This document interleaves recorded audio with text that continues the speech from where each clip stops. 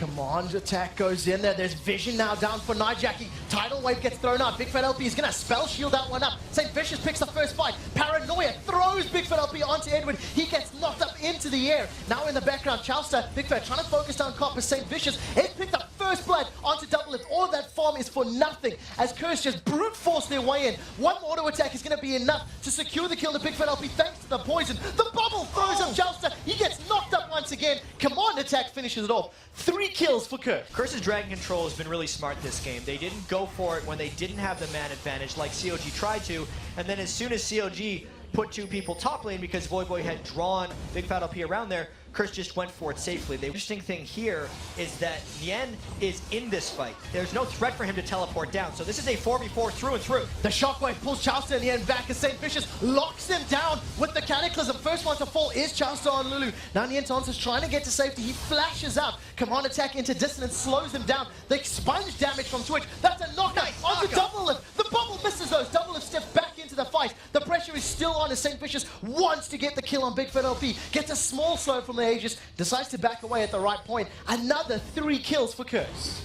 That was a little one-sided in that fight right there because Curse got the clean initiation and they're taking control of the entire map here.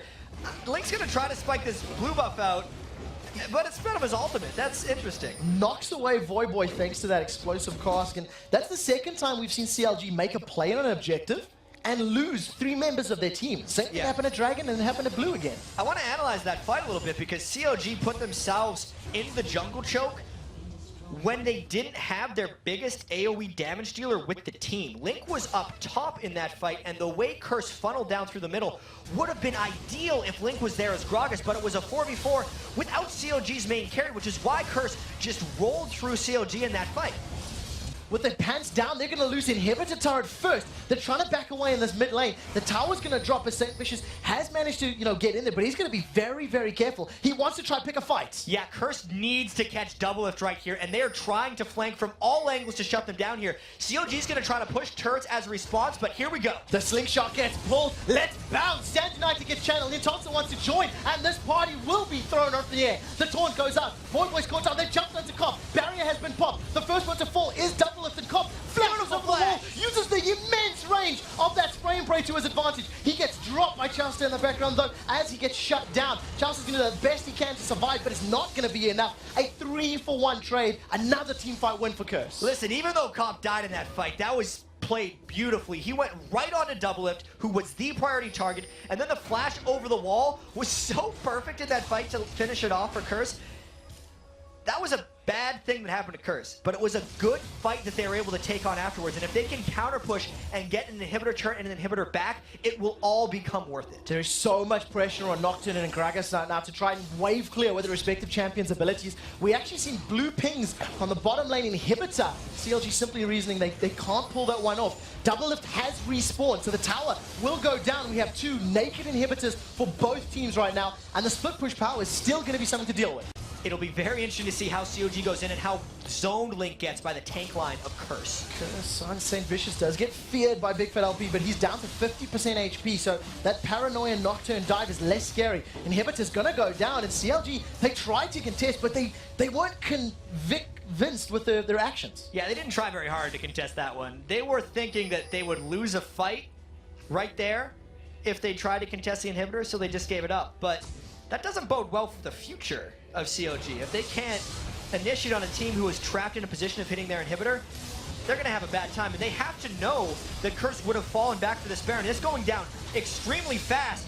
So if CLG can outlast Baron buff, going in seems super dangerous. Paranoia with Stand United. That's Nien and Big Fat now in the middle of the team. Command attack goes down. The Shockwave only pulls Big Fat LP. He's forced to flash out of safety. Voidboy and St. Fisher taking on 4 members of CLG. They're going to pick up the first kill onto Nien. They managed to get the expunge kill down into Chowster. Now the rest of Curse will stack up on this bottom lane inhibitor turret. That was all too easy for them. That is not the play that CLG needed to make right now. They initiated onto a Baron team who wasn't even sieging the turret yet. It allows Curse to play completely reactively, and this may lose CLG their entire base. Second inhibitor gets dropped. That's the 7th tower of the game. It has now, I think, overtaking kills as far as that's concerned. 13 to 12 or 14. Curse are going to roll to this top lane. They're going to drop this top inner turret down and then try to put pressure on the inhibitor. But we have to think now, CLG used all their ultimates in that last fight, aside from Doublelift's ultimate on Vayne. They have no strong disengage or engage for this fight. There's still 10 seconds left on the Gragas ultimate. This could be the triple